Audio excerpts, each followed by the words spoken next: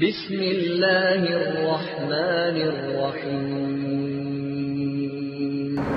الحمد للہ نحمده ونستعینه ونستغفره ونؤمن به ونتوکل علیہ ونعوذ باللہ من شرور انفسنا ومن سیئات اعمالنا من يهده الله فلا مضل له ومن يضلله فلا هادي له ونشهد أن لا إله إلا الله وحده لا شريك له ونشهد أن سيدنا ومولانا محمدا عبده ورسوله أرسله إلى الناس كافة بشيرا ونذيرا وداعيا إلى الله بإذنه وسراجا منيرا صلى الله تعالى عليه وعلى آله وأصحابه وبارك وسلم تسليما كثيرا كثيرا. وبعد فأعوذ بالله من الشيطان الرجيم. بسم الله الرحمن الرحيم. فكيف إذا جئنا من كل أمة بشهيد وجئنا بك على هؤلاء شهيدا يومئذ يود الذين كفروا وعصوا الرسول لو تسوى بهم الأرض ولا يكتمون الله حديثا. صدق الله العظيم. رب اشرح لي صدري ويسر لي امري واحلل عقدة من لساني يفقهوا قولي.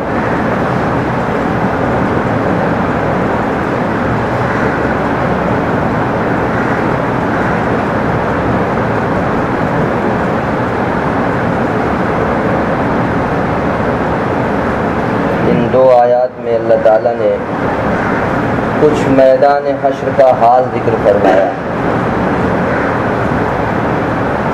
پچھلی دو آیتوں میں ترغیبی مضمون تھا. قرآن کریم کا اپنا ایک اسلوب، ایک انداز ہے. وہ اپنے اسلوب کے اعتبار سے اور اپنے انداز کے اعتبار سے ترغیبی مضامین پہلے احکامات ذکر فرماتا ہے، احکامات کے بعد ترغیب کے بعد ترغیب. یہ قرآن کریم کا اپنا انداز. چنانچہ اس سے پہلی آیات میں اللہ تعالیٰ نے ترغیبی مضمون ارشاد فرمایا. اب اس کے بعد مواقف حشر، میدان حشر میں جو حالات پیش آئیں گے ان حالات کا کچھ تھوڑا سا تذکرہ. چنانچہ ارشاد فرمایا سو اس وقت کیا حال ہوگا جب کہ ہم ہر امت میں سے ایک ایک گواہ لا کر کھڑا کریں گے، اور آپ کو یعنی نبی کریم صلی اللہ علیہ وسلم کی ذات اقدس کو اور آپ کو ان کے اوپر گواہ بنا کر لا کر حاضر فرمائیں گے. تو اس وقت کیا حال ہوگا جب ہم ہر امت میں سے ایک ایک گواہ حاضر کریں گے اور آپ کو ان سب کے اوپر گواہ بنا کر لائیں گے.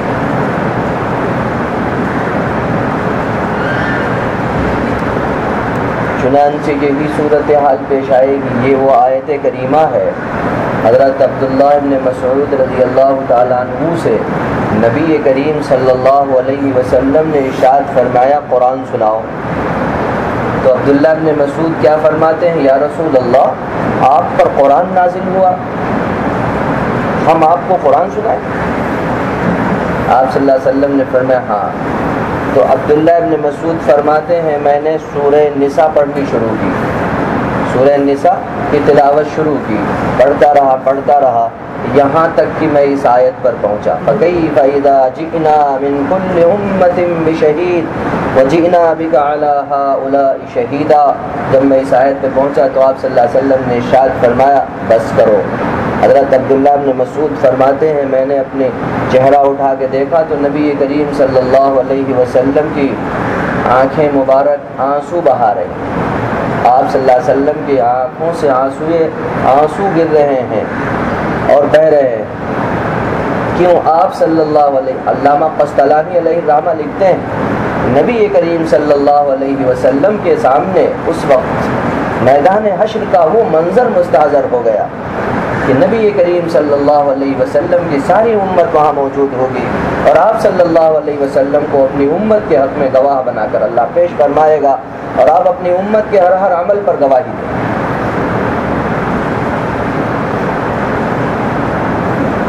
چنانچہ آیت کریمہ کا یہی مفہوم ہے کہ کیا حال ہوگا اس وقت، یعنی وہ حال کیسا ہوگا میدان حشر کا کہ تمہارے اوپر ایک ایسا موقف بھی آئے گا، تم ایک ایسی جگہ کھڑے ہوئے ہوگے اور وہاں اللہ تبارک و تعالیٰ کی طرف سے تم سب کو حاضر کیا جائے گا، اور تم سب کو حاضر کر کے تم سب کو بھی اور تم سے پہلے جتنی امتیں گزر چکی ہر امت میں سے ہر شخص حاضر ہوگا، اور ہر امت کا ہر نبی اپنی امت کے حق میں آ کر کے گواہی دے گا۔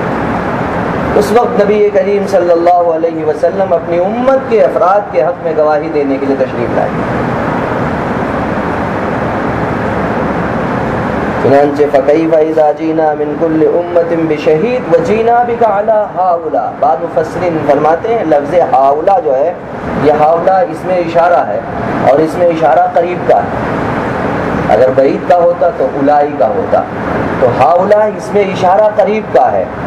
آپ کو اللہ تعالیٰ ان کے اوپر، چونکہ یہاں ہاؤلا اس میں اشارہ ہے، اس میں اشارہ کو بعض مفسرین قرار دیتے ہیں جو آپ صلی اللہ علیہ وسلم کے زمانے کے جو مشرکین اور منافقین ہیں ان کے حق میں آپ صلی اللہ علیہ وسلم گواہی دیں گے کہ ان لوگوں نے میں نے اللہ آپ کا پیغام اور آپ کی بات کما حق ہو ان کو پہنچا دی، لیکن ان لوگوں نے میری بات کو نہ سنا اور نہیں مانا اور بلکہ انکار کر دیا۔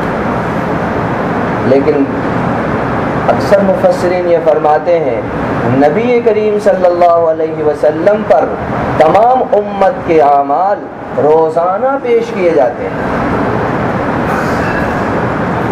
اللہ تبارک و تعالیٰ آپ کی امت کے کل افراد کے اعمال آپ صلی اللہ علیہ وسلم پر پیش فرماتا ہے، اور آپ صلی اللہ علیہ وسلم کو نام بنام بتایا جاتا ہے، دیکھیے آپ کی امت کے افراد کے یہ اعمال۔ لہذا آپ صلی اللہ علیہ وسلم پوری امت کی طرف صرف اسی نہیں بلکہ آنے والی تمام نسلیں قیامت تک کہ آپ صلی اللہ علیہ وسلم کی پوری امت محیط ہے۔ آپ صلی اللہ علیہ وسلم کی رسالت قیامت تک کے لیے تو آپ کی پوری امت ہے، آپ پوری امت کے حق میں گواہی پیش فرمائیں۔ یہ گواہی اللہ کے رسول صلی اللہ علیہ وسلم کل قیامت کے میدان میں دیں گے، جن لوگوں نے قبول کیا اور جن لوگوں نے نہیں قبول کیا۔ ہمارے اعمال بھی آپ صلی اللہ علیہ وسلم پر پیش ہوتے ہوں گے۔ تھوڑی دیر کے لیے ہم لوگ کبھی کبھی اپنے گریبان میں منہ ڈال کر کے کم سے کم ان احادیث میں غور کیا کریں، جیسے یہ حدیث کہ آپ صلی اللہ علیہ وسلم پر پوری امت کے اعمال بعض روایات میں ہفتے میں 2 بار پیر اور جمعرات کو پیش ہوتے ہیں، اور بعض روایات میں روزانہ آپ صلی اللہ علیہ وسلم کی امت کے اعمال آپ پر پیش کیے جاتے ہیں۔ ہمارا بھی عمل آپ صلی اللہ علیہ وسلم کی بارگاہ میں پیش ہوتا ہوگا، ہمارا بھی حال پیش ہوتا ہوگا، تو بتائیے آپ صلی اللہ علیہ وسلم کو ہمارے عمل سے تکلیف پہنچتی ہوگی یا راحت پہنچتی ہوگی؟ کہیں ایسا تو نہیں ہے کہ ہمارے اعمال نبی کریم صلی اللہ علیہ وسلم کے قلب مبارک کے لیے سکون اور ٹھنڈک کے بجائے نشتر کا کام کر رہے ہوں، اور آپ صلی اللہ علیہ وسلم کے سینے مبارک کو ہمارے اعمال چھلنی کر رہے ہوں؟ کبھی امت بھی غور کیا کرے، پیغمبر صلی اللہ علیہ وسلم اپنی امت کے تمام احوال سے ہمہ وقت مستحضر، اور ہمہ وقت آپ صلی اللہ علیہ وسلم کو کڑھن رہتی تھی، تو امت کے افراد پر بھی یہ ذمہ داری عائد ہوتی ہے کہ محبت کا جواب محبت سے دے، پیار کا جواب پیار سے دے۔ جیسے نبی کریم صلی اللہ علیہ وسلم کو ہم سے محبت تھی، کم سے کم اتنی نہ کر سکتے تو جتنی ممکن ہو سکتی اتنی تو کریں۔ تو یہ صورتحال کل قیامت کے میدان میں پیش آئے گی، یہ وہ موقف ہوگا۔ اسی آیت کریمہ سے یہ سمجھا جا سکتا ہے اگر نبی صلی اللہ علیہ وسلم کے بعد سلسلہ نبوت باقی ہوتا تو اس نبی کا بھی تذکرہ ہوتا۔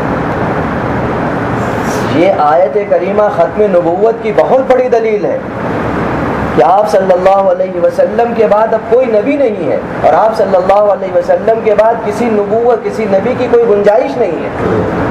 اگر گنجائش ہوتی تو اس کا بھی تذکرہ ہوتا، جیسا پچھلے انبیاء کا تذکرہ۔ فَكَيْفَ إِذَا جِئْنَا مِنْ كُلِّ أُمَّةٍ بِشَهِيدٍ، ہر امت سے ایک گواہ حاضر کیا جائے گا، ہر نبی کو ہر امت اپنی اپنی امت کے حق میں گواہی کے لیے پیش کیا جائے گا، اور آپ صلی اللہ علیہ وسلم کو اپنی امت کے حق میں گواہی کے لیے لایا جائے گا۔ اگر آپ کے بعد کوئی نبی ہوتا تو اس نبی کا تذکرہ بھی اللہ جل شانہ ضرور فرماتا۔ پتہ چلا کہ یہ آیت ختم نبوت کی بہت بڑی دلیل ہے، اور اس کے علاوہ جو آیتیں ہیں وہ تو ہی ہیں، اس آیت سے بھی یہ بات مفہوم ہوتی ہے۔ اور اللہ نے انسان کو قوت عقل عطا فرمائی ہے اور عقل سلیم عطا فرمائی، اس عقل سلیم کا بیجا استعمال نہیں ہونا چاہیے، اس عقل سلیم کا صحیح استعمال۔ اس کو صحیح انداز میں استعمال کیا جائے. اللہ نے عقل دی ہے اور عقل اللہ جل شانہ کی طرف سے ایک عظیم نعمت ہے. اس عظیم نے اس نعمت عظمیٰ کا یوں ہی غلط استعمال کر کے الٹے سیدھے کاموں میں صرف کر دیا جائے, ایسی جگہوں میں صرف کیا جائے جو اس کے لیے کارآمد ہو, دنیاوی اعتبار سے بھی اور اخروی اعتبار سے. اس کے بعد ارشاد فرمایا یومئذ یود الذین کفروا وعصوا الرسول لو تسوی بہم الارض. وہ دن کیسا خطرناک اور کتنا ہولناک ہوگا. اس روز وہ لوگ جنہوں نے کفر کیا اور رسول اللہ صلی اللہ علیہ وسلم کا کہنا نہیں مانا اور دیگر انبیاء علیہم السلام اور پیغمبر تشریف لائے اپنے اپنے زمانے میں, ان کے زمانے کے لوگوں نے ان کا کہنا نہیں مانا. وعصوا الرسول, اور رسول کا کہنا نہیں مانا, انہوں نے نافرمانی کی. لو تسوی بہم الارض, وہ یہ چاہیں گے, وہ یہ تمنا کریں گے کاش ہم زمین کا پیوند ہو جائیں, کاش ہم زمین کا پیوند بن جائیں. اور زمین کا پیوند یعنی ہم سب زمین میں دھس جائیں, زمین میں سما جائیں اور یہاں بالکل کھڑے نہ ہوں. ایسی جگہ پر جو احوال کی وجہ سے, وہاں کی ہولناکیوں کی وجہ سے ان کے دلوں میں یہ تمنا ہو. بالخصوص جب کفار یہ دیکھیں گے کہ جانوروں کو اللہ تبارک و تعالیٰ نے زندہ کیا اور ان کے ظلم کا بدلہ ایک دوسرے کو دلا دیا گیا, اور بدلہ دلانے کے بعد ان کو اللہ نے مٹی کر دیا, تو اس وقت میں کفار و مشرکین تمنا کریں گے جیسے سورہ نبا کی سب سے آخری آیت وَيَقُولُ الْكَافِرُ يَا لَيْتَنِي كُنْتُ تُرَابًا, اور کافر اس روز کہیں گے کاش ہم مٹی ہو جاتے, کاش ہم مٹی کا پیوند بن جاتے. جیسے یہ جانور ختم ہو گئے, ان کا حساب و کتاب ہو گیا اور یہ زمین کے تہوں میں ختم کر دیے گئے اور مٹی کر دیے گئے, ایسے ہمیں بھی مٹی بنا دیا جاتا. یہ مشرکین کی وہ بات تمنا اور آرزو ہوگی اس روز کے تمام احوال کو دیکھ کر کے. اس سے پہلے اللہ تبارک و تعالیٰ کی یہ کتاب اور دنیا کے تمام حالات ان کو اسی بات کی آگاہی کرنے کے لیے, اسی بات کو بتلانے کے لیے پوری دنیا کے احوال, خود انسان کے اپنے جسم کی تمام اتار و چڑھاؤ, اس کا نشو و نما, اس کا آگے بڑھنا, اس کا ترقی کرنا, اس کے جسم کا یوں آگے بڑھ کر کے ترقی کر کے یوں وجود اتنا لمبا چوڑا, یہ سارے کے سارے یہ سب دلائل موجود تھے, اس نے اس وقت سوچا نہیں. تو یہ ایک صورت حال پیش آئے گی. ایک موقف یہ ہوگا کہ ایک وقت ایسا بھی آئے گا میدان محشر میں کہ لوگ یہ تمنا کریں گے, یہ آرزو کریں گے, یہ اس وقت کی تمنا اور آرزو ہوگی. اس سے پہلے شروع میں میدان حشر میں جب مسلمانوں کا معاملہ کفار و مشرکین دیکھیں گے کہ ارے ان کے تو مغفرت ہو رہی ہے, ان کے تو جنت کے فیصلے ہو رہے ہیں اور مسلمانوں اور اہل ایمان پر اللہ کی عنایتیں ہو رہی ہیں, تو یہ سارے کے سارے مشرکین اپنے دلوں میں یہ تہیہ کریں گے کہ ہم لوگ یہاں جھوٹ بولیں گے, ہم سارے کے سارے یہاں اپنے کفر و شرک کا اقرار کریں گے ہی نہیں. چنانچہ قرآن نے ان کے اس فعل کو بیان فرمایا واللہ ربنا ما کننا مشرکین, وہ قسم کہیں گے اللہ کی قسم ہم نے کبھی شرک کیا ہی نہیں. یعنی وہ یہ کہیں گے کہ ہو سکتا ہے اس طریقے سے نجات ہو جائے, ہم یہاں اقرار ہی نہیں کریں گے کہ ہم نے کبھی شرک کیا, ہم نے کبھی کفر کیا, ہم نے کبھی اللہ کی نافرمانی کی. وہ یہ قسم کھائیں گے. وہاں آیت کریمہ کا مضمون یہی ہے واللہ ربنا ما کننا مشرکین, اللہ کی قسم ہم نے کبھی شرک کیا ہی نہیں. یہاں اللہ تعالیٰ فرما رہا وَلَا يَكْتُمُونَ اللَّهَ حَدِيثًا, اور وہ کسی بات کو مشرکین چھپا نہیں سکیں گے. کوئی شخص کسی بات کو نہیں چھپا سکے گا, اللہ تعالیٰ سے کوئی کسی بات کا اخفا نہ کر سکے گا, بلکہ ساری باتیں بالکل کھل جائیں گی. چنانچہ حضرت عبداللہ ابن عباس رضی اللہ تعالیٰ عنہ سے اس آیت کریمہ سے متعلق سوال کیا گیا. تو حضرت ابن عباس رضی اللہ تعالیٰ عنہ سے پوچھا گیا کہ بتائیے آیت کریمہ یہ ہے وَلَا يَكْتُمُونَ اللَّهَ حَدِيثًا, کہ بندے اللہ تعالیٰ سے کسی بات کو نہیں چھپا سکیں گے, اور دوسری آیت کریمہ میں وہ قسم کھائیں گے ہم نے کبھی شرک کیا ہی نہیں. یہ بظاہر ان دونوں آیتوں میں تعارض ہے. حضرت عبداللہ ابن عباس رضی اللہ تعالیٰ عنہ نے ارشاد فرمایا نہیں, تعارض نہیں ہے, بلکہ سمجھنے میں آپ سمجھیے اچھی طریقے سے واللہ ربنا ما کننا مشرکین. ایک موقف ایسا آئے گا کہ تمام کے تمام مشرکین انکار کر دیں گے. جب انکار کر دیں گے تو اللہ تبارک و تعالیٰ ان کی زبانوں کو بند کر دے گا, اور جب زبانیں بند ہو جائیں گی تو انسان کے اعضاء, اس کی کھال, یہ سب گواہی دیں گے, اور انبیاء علیہم السلام گواہی کے لیے لائے جائیں گے. جب یہ دونوں گواہیاں پیش ہو جائیں گی پھر فرشتوں کا لکھا ہوا لایا جائے گا، پھر لوح محفوظ کا لکھا ہوا لایا جائے گا۔ اب یہ سارے اکٹھا ہو گئے، اب بتاؤ، اب بندے کی زبان کھولے گی، اب بول، تو اب وہ کیا کہے گا؟ اب ظاہر ہے اسے اقرار کرنے کے سوا کوئی چارہ نہیں، کیونکہ فرشتے موجود گواہی کے لیے، فرشتوں کا لکھا ہوا موجود، لوح محفوظ موجود، پیغمبر موجود، اب کس بات کا انکار کریں؟ تو فرمایا وہ پہلا مرحلہ ہے، اولے مرحلے میں ایسا کرے گا، لیکن ثانی مرحلے میں پھر وہ اقرار کرے گا، اور اپنے اقرار کرنے کے بعد ہی اللہ تبارک و تعالیٰ اسے سزا دے گا۔ اللہ جل شانہ کا یہ اصول ہے، یہ قانون ہے، یہ ضابطہ ہے، جب تک بندہ خود اقرار نہ کر لے کہ اللہ ہاں ہم سزا کے مستحق ہیں، اور اے اللہ ہم نے واقعی جرم کیا ہے، ہم مجرم ہیں، اے اللہ ہمیں اپنے جرم کی پاداش میں ماخوذ کیا جائے، تب اللہ تعالیٰ کی طرف سے اسے گرفت ہوگی اسے۔ تو یہ چار گواہیاں پیش ہوں گی، یوم تشہد علیہم السنتہم وایدیہم وارجلہم بما کانوا یعملون۔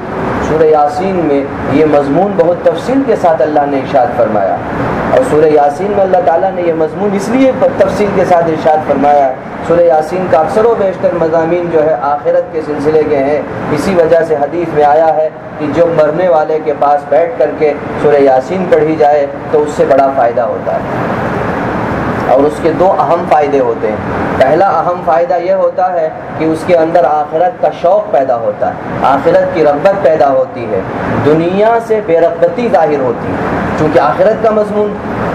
لیکن یہ فائدہ کما حقہ ہم عجمیوں کو نہیں ہو سکتا، کیونکہ ہم لوگ عربی نہیں سمجھتے ہیں، قرآن کریم کے مضامین کو کیسے سمجھیں، اس لیے اس کا یہ فائدہ ہمیں مکمل نہیں ملتا۔ دوسرا فائدہ یہ ہے کہ روح آسانی سے نکلتی ہے۔ اب سوال یہ ہے کہ جو ہمارے یہاں جو سلسلہ چل رہا ہے میت کے پاس سورہ یاسین پڑھنے کا، کب پڑھا جائے اور کب اس کا فائدہ ہو، ہمارے یہاں تھوڑا سا اس سلسلے میں ترتیب بدل دی ہے۔ ہم مستحضر کے پاس اس وقت جاتے ہیں جب بالکل آخری اسٹیج پہ ہوتا ہے، بالکل مرحلہ آخری ہوتا ہے، نزا کی کیفیت طاری ہو جاتی ہے، اس وقت جا کر کے اس کے پاس سورہ یاسین پڑھنے کی کوشش کرتے ہیں۔ اس وقت پڑھنے سے کوئی فائدہ نہیں، جب اس کے اوپر بے ہوشی طاری ہو گئی، ہوش و حواس بے بھانگ ہو گیا، اب اس کا کوئی ہوش و حواس باقی نہیں ہے، اب اس کے بعد جا کر کے تلاوت کرنے سے کوئی فائدہ نہیں۔ ایسے وقت میں تلقین بھی کی جاتی ہے ہمارے یہاں عجمیوں میں، اور ایسے وقت میں ہی سورہ یاسین پڑھی جاتی ہے، حالانکہ ایسا نہیں۔ مستحضر کے پاس، مستحضر کسے کہتے ہیں؟ مستحضر کہتے ہیں جس کی موت کا وقت قریب آ گیا، جس کی موت کا وقت قریب آ گیا، قرائن یہ بتا رہے ہیں، ہوش و حواس ہیں، سب کچھ ہے، صحت مند ہے، ابھی کچھ نہیں ہے، لیکن اب قرائن یہ بتا رہے ہیں کہ اب اس کے بعد یہ جانور نہ ہو سکے گا، اور اب اس کا آخری وقت آنے ہی والا ہے۔ تو ایسے وقت میں جب اس کے ہوش و حواس درست ہیں، اس کی عقل ٹھکانے ہے، ایسے وقت میں اس کے پاس بیٹھ کر کے سورہ یاسین کی تلاوت کرنی چاہیے، ایسے وقت میں اس کے پاس تلقین کرنی چاہیے جو حدیث میں آیا ہے۔ ہمارے یہاں تلقین کا مرحلہ بعد میں آتا ہے، اور سورہ یاسین بھی آخر وقت میں بالکل جب ہوش و آواز نہیں رہتے ہیں تب کہتے ہیں سورہ یاسین پڑھو۔ سورہ یاسین پڑھنے کا وقت وہ نہیں ہے، اب سورہ یاسین پڑھنے کا وقت نہیں ہے، سورہ یاسین پڑھنے کا وقت پہلے تھا۔ تو یہ ہمارے یہاں غلط فہمی ہے، اور اس غلط فہمی کی وجہ سے یہ صورت حدیث میں آیا کہ یہ صورت پڑھنی چاہیے۔ کیوں پڑھنی چاہیے؟ اس کے مضامین بہت اعلیٰ درجے کے ہیں، اگر کوئی عربی کے پاس آپ پڑھیں گے بیٹھ کر کے تو اس کے دل میں رغبت پیدا ہوگی اور آخرت کا شوق بڑھے گا، اور شوق وطن، وطن کا شوق سب کو ہوتا ہے، وطن کا شوق سب کو ہوتا ہے، اس لیے وطن کا شوق دلایا جاتا ہے۔ اور تمام انسانوں کا اصلی وطن کہاں ہے؟ بھئی ہمارے دادا اور دادی حضرت حوا اور حضرت آدم علیہم السلام کو اللہ تعالیٰ نے اپنے ہاتھوں سے زمین پہ بنایا، اور زمینی تمام مخلوقات سے اللہ نے سجدے کرائے۔ زمینی مخلوق میں 3 مخلوقیں ہیں، جنات ہیں، شیاطین ہیں، جنات و شیاطین ایک، اور ایک انسان اور ایک فرشتے۔ سب سے اللہ نے سجدہ کرایا، سجدہ کرا کے آدم اور حوا کو دونوں کو جنت میں بسا دیا۔ پھر اللہ کی مصلحت ہوئی، انہوں نے وہ درخت ممنوعہ کھا لیا، وہ شجر ممنوعہ کا استعمال کیا، تو اس زمین سے اتار کر کے دنیا میں بھیج دیے گئے، اور پوری کی پوری ذریت یہیں پیدا ہوئی۔ تو اصلی وطن کہاں کا ہے؟ جہاں دادا اور دادی رہتے ہیں. ہم لوگ کہاں رہتے ہیں؟ دلی میں رہتے ہیں، لیکن ہم سب کا وطن کہاں ہے؟ کوئی کہیں کا ہے، کوئی کہیں کا ہے، کوئی کہیں کا ہے. جہاں کے باپ دادا ہیں، جہاں کے دادا اور دادی ہیں، وہیں تذکرہ ہوتا ہے. اس کا اصلی وطن کہاں ہے؟ فلاں ہے. تو ایسے ہی ہم سب کا اصلی وطن جہاں دادا اور دادی آباد تھے وہ جنت ہے. وہ جنت اصلی وطن ہے. اس وجہ سے بعض محققین نے کتاب لکھی شوق وطن.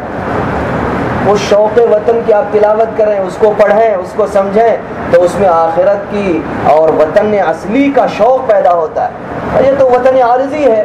اس وطن سے تو سب کو رخصت ہونا ہے، اس وطن سے سب کو جانا ہے اور سب کو اسی وطن اصلی کی طرف روانہ ہونا ہے. اس وطن اصلی کا شوق ہو. شوق کیوں ہو؟ اس لیے کہ اللہ کے رسول نے ارشاد فرمایا جب شوق پیدا ہوگا تو اللہ سے ملاقات کا بھی شوق ہوگا. اور جو بندہ اللہ سے ملاقات کا شوق رکھتا ہے اللہ تعالیٰ اس بندے سے ملنے کا اشتیاق رکھتے ہیں.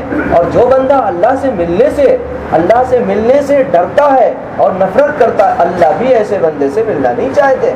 اس لیے اپنے دلوں میں شوق وطن پیدا کرو. اور سورہ یاسین کے تمام مضامین آخرت پر مشتمل ہیں. وہ سب اسی وطن کا شوق دلاتے ہیں، وہ رغبت دلاتے ہیں، تو موت آسان ہو جاتی ہے. اس موت کی آسانی کے لیے سورہ یاسین کی تلاوت مستحضر کے پاس اس وقت کرنی چاہیے جب اس کے ہوش و حواس درست. سب کے ہوش و حواس درست نہیں رہتے ہیں، اور اسی مستحضر کے پاس بیٹھ کر کے تلقین کرنی چاہیے. اور جب وہ ایک بار کلمہ پڑھ دے تو اب خاموش ہو کر کے علیحدہ ہو جاؤ. اب بار بار اس کو کلمہ پڑھنے پر تکلیف مت پہنچاؤ. اس سلسلے میں ایک مسئلہ عبداللہ ابن مبارک نے اپنی موت کے وقت بیان فرمایا، اور بڑا عمدہ مسئلہ. حضرت عبداللہ ابن المبارک امام ابو حنیفہ رحمۃ اللہ علیہ کے فقہ میں شاگرد ہیں. عبداللہ ابن مبارک بڑے درجے کے محدثین میں شمار ہوتا ہے اور امام ابو حنیفہ علیہ الرحمہ کے فقہ میں شاگرد ہیں. تو حضرت عبداللہ ابن مبارک کا آخری وقت آیا تو ان کے پاس ان کے تمام شاگرد اور تمام کے تمام جلیل القدر محدثین تشریف فرما ہے. اور تو ایک شخص نے ان کو کلمے کی تلقین کی تو وہ کلمہ پڑھتا رہا. تلقین کا مطلب ہوتا پاس بیٹھنے والا کلمہ پڑھتا ہے. تو اس نے کلمہ پڑھا تو عبداللہ ابن مبارک نے کلمہ پڑھ لیا لیکن وہ پھر بھی پڑھے جا رہا کئی مرتبہ پڑھتا رہا. تو عبداللہ ابن مبارک نے فرمایا سنو، مستحضر کے پاس جب تم بیٹھے ہو اور تم نے تلقین کی ہے، تلقین کرنے کے بعد جب مستحضر نے کلمہ پڑھ لیا تو خاموش ہو جاؤ. اب بار بار اس کو کلمہ پڑھنے کو مجبور مت کرو اور پریشان مت کرو. مسئلہ یہ ہے کہ جب تک وہ دوسری بات دنیا کی کوئی نہ بولے، تو سمجھو کہ یہ اس کا آخری کلام، چاہے اس کی موت 10 دن کے بعد آئے. اگر 10 دن تک وہ نہیں بولتا ہے تو اس کا آخری کلام یہی ہے. جب اس نے کلمہ ایک بار پڑھ لیا تو خاموش ہو جاؤ. جب تک دنیا کی کوئی بات دوبارہ وہ نہ بولے اس وقت تک اب تلقین مت کرو. ہاں کوئی دنیا کی بات پھر بول لیتا ہے تو پھر اس کو تلقین کرو. لیکن اگر ایسا نہیں ہے تو آخر وقت میں اتنے ہوش و حواس ہیں اور آخر وقت میں مسئلہ سمجھا رہے ہیں، اس کو سمجھا رہے ہیں کہ دیکھو جب آخری وقت آ جائے تو ایک مرتبہ کلمہ پڑھ لے، وہ مستحضر تو کافی ہے، اب خاموش ہو جاؤ، اب بار بار مت پڑھاؤ اور بار بار مت کوشش کرو اور یہ بات کہی اور روح پرواز کر. تو ایسے ہوش و حواس میں بھی آخر وقت تک بڑے بڑے حضرات محدثین جنہوں نے اپنی ساری کی ساری زندگیاں اللہ اور اللہ کے رسول کے تمام احکام کی خدمت میں لگے رہے اور سلسلہ کرتے رہے. اللہ تبارک و تعالیٰ نے ان کے واقعات محدثین اور مورخین نے تفصیل کے ساتھ بیان فرمائے ہیں. تو ایسے واقعات کم پیش آتے ہیں. کبھی کبھی ہوتا ہے انسان کے اوپر نزاع کی کیفیت طاری ہو جاتی ہے اور تلقین کرنے کے بعد اب زبردستی اس کو یہ نہیں کہ جیسے ہی وہ کلمہ پڑھے اور اس کی روح نکل جائے، ایسا کوئی ضروری نہیں. بس ایک مرتبہ کلمہ پڑھ لیا اس کے بعد وہ نہ بولے تو سمجھو یہ اس کا آخری کلام ہے. چاہے 10 دن کے بعد اس کی روح قفس عنصری سے پرواز کرے، 10 دن کے بعد بھی اس کا آخری کلام یہی سمجھا جائے گا. بہرحال یہ تلقین کے سلسلے میں جو ہمارے یہاں ہندوستان میں عام طور پر غلط فہمی ہے وہ یہ ہے. اس لیے سورہ یاسین پڑھنے کا اصل وقت اس وقت ہے جب اس کے پاس بالکل ہوش و حواس ہوں. اس مستحضر کے پاس جا کر کے بیٹھ کر کے پڑھیں تاکہ وہ سمجھے اور سنے صحیح. اور اگر ایسے بھی پڑھ لیا تو فائدہ تو بہرحال ہوگا لیکن مکمل فائدہ نہیں ہوگا. جیسے مکمل فائدہ قرآن کریم کی تلاوت کا اس وقت ہوگا جب ہم سمجھ کر کے پڑھیں، لیکن ویسے بھی قرآن کریم کو اگر بغیر سمجھے پڑھیں تو بھی فائدہ ہے. کم سے کم اتنا فائدہ تو ہے کہ ہر حرف پر 10 نیکیاں ملتی. اتنا فائدہ تو کہیں گیا ہی نہیں ہے. بغیر سوچے سمجھے بھی پڑھتا رہے تب بھی یہ فائدے سے خالی نہیں ہے. یہ قرآن کریم کی تلاوت ہے۔ تو یہ مضامین قرآن کریم نے جا بجا ارشاد فرمائے ہیں۔ ایسے ہی یہ مضمون اللہ تعالیٰ نے یہاں ارشاد فرمایا ہے کہ دیکھو قیامت کا یہ ماحول ہے، قیامت کا یہ منظر ہے، تو اس منظر کی طرف اللہ نے رغبت دلائی ہے۔ یہ مضامین اللہ نے کیوں بیان فرمائے؟ یہ ترغیبی مضامین ہیں، ان کے ذریعے سے اپنے دلوں میں رغبت پیدا کرو، آخرت کا شوق پیدا کرو، اور آخرت کا شوق پیدا کر کے وہاں کے جذبات کی طرف آگے بڑھنے کی اور دنیا سے بے رغبتی پیدا ہو، تاکہ اللہ اور اس کے رسول کے احکام پر عمل کرنا آسان ہو۔ یہ مقصود ہوتا ہے قرآن کریم کے اپنے اسلوب اور اس کے انوکھے انداز کا۔ یہ اس کا آخری جملہ یہی ہے، یومئذ یود الذین کفروا وعصوا الرسول لو تسوی بہم الارض۔ وہ یہ تمنا کریں گے کاش ہم زمین کا پیوند ہو جائیں، ولا یکتمون اللہ حدیثا، اور اللہ تعالیٰ کے سامنے کوئی بات کوئی چھپا نہیں سکے گا، کسی بات کا اخفا نہیں کر سکے گا، نہ کوئی بھاگ سکے گا اور نہ کوئی اپنے عمل کو چھپا سکے گا۔ اس لیے جو کرو یہ سوچ کر کے کرو، کل اللہ کی بارگاہ میں اللہ کے سامنے کھڑے ہو کر کے اس عمل کا حساب دینا۔ اگر ہمت ہے، جرأت ہے تو برائیاں کرو اور ان کا عمل ان کا حساب دو، اور اگر نہیں ہمت ہے، نہیں حوصلہ ہے تو نیکیاں اور اچھائیاں کرو۔ اللہ کی بارگاہ میں ان اچھائیوں کا پھر تمہیں اجر ملے گا اور حساب دینے میں بھی آسانی ہوگی۔ اللہ تعالی ہم سب کو صحیح سمجھنے کی اور عمل کی توفیق عطا فرمائے۔ سبحان اللہ وبحمدہ، سبحانک اللہم وبحمدک، ونشہد ان لا الہ الا انت، نستغفرک ونتوب الیک۔ سبحان ربک رب العزۃ عما یصفون، وسلام علی المرسلین، والحمد للہ رب العالمین۔